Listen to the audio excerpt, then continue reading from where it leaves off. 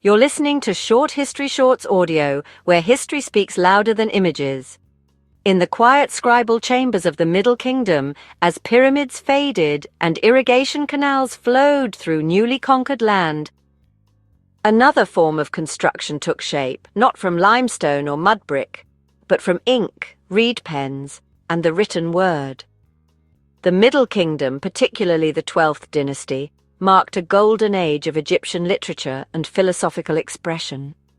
While earlier periods had crafted myth and ritual, this era explored the mind, the heart, and the social order through finely tuned prose. Among its crowning achievements were the so-called instructions, a genre of didactic literature meant to pass down wisdom from elders to the next generation. Most famous of these is the Instructions of Ptahhotep, a moral guide attributed to a vizier of the Old Kingdom, but preserved and revered during the Middle Kingdom, when its message found fertile ground. The Instruction of Ptahhotep opens not with commandments but with counsel.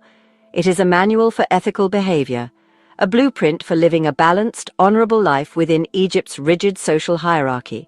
Humility, restraint, respect for superiors, generosity to inferiors, these were the virtues championed by the text. Its maxims resonate with timeless wisdom. Do not be arrogant because of your knowledge, but consult with the ignorant as with the learned. The instructions are less about divine reward and more about harmony, ma'at, social equilibrium. They were not written for the gods, but for bureaucrats, scribes, and administrators navigating the day-to-day world of court life and civil service. This genre of sapiential writing reflected the Middle Kingdom's shift in tone. After the instability of the First Intermediate Period, the state reasserted control, but it did so by promoting introspection. Pharaohs were still divine, but they were now managers as much as gods. Likewise, the ideal official became thoughtful, cautious, and articulate. Literature became the civil servant's temple. Texts like The Instruction of King Amenemhat combined personal reflection with political warning, allegedly written by the murdered pharaoh Amenemhat I to his son Senusret. It recounts betrayal, disillusionment, and the lonely burden of kingship. Trust no brother, know no friend, make no intimates, it warns. A stark departure from the confident proclamations of earlier kings. Other works, like The Tale of the Eloquent Peasant, used storytelling to explore justice and social order. In this narrative, a peasant named Kunanup is wronged by a corrupt official and brings his case before the noble Renzi. Through 9 elaborate speeches, the peasant appeals for justice not with threats but with rhetoric, showcasing the power of language to expose corruption and demand fairness. The story isn't just entertainment, it's an argument for ethical governance and for the scribe's pen as a tool of truth.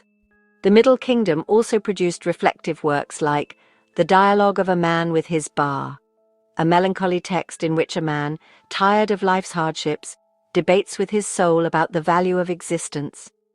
It is a raw philosophical piece that grapples with despair, legacy, and spiritual identity. In a culture famous for its emphasis on the afterlife, this text questions whether death is truly a release, or a failure to fulfill one's duty. Such emotional nuance reflects a culture confident enough to explore existential uncertainty within a religious framework. These texts weren't just preserved for posterity, they were copied, taught, and internalized by generations of scribes. Middle Kingdom education revolved around mastering such literature. The scribal schools trained Egypt's bureaucratic elite not only in hieroglyphs and math, but in moral reasoning and eloquence. The belief was clear. A well-spoken scribe was a better man, a better servant of the state, and a guardian of Ma'at. Scribes came to see themselves not merely as record keepers, but as moral actors, shaping society through the transmission of wisdom. The enduring influence of these texts is undeniable. They shaped not only later Egyptian literature but inspired similar instruction manuals in neighboring civilizations. The Hebrews, Greeks, and Babylonians all developed wisdom traditions echoing Egypt's fusion of ethics, governance, and philosophical inquiry.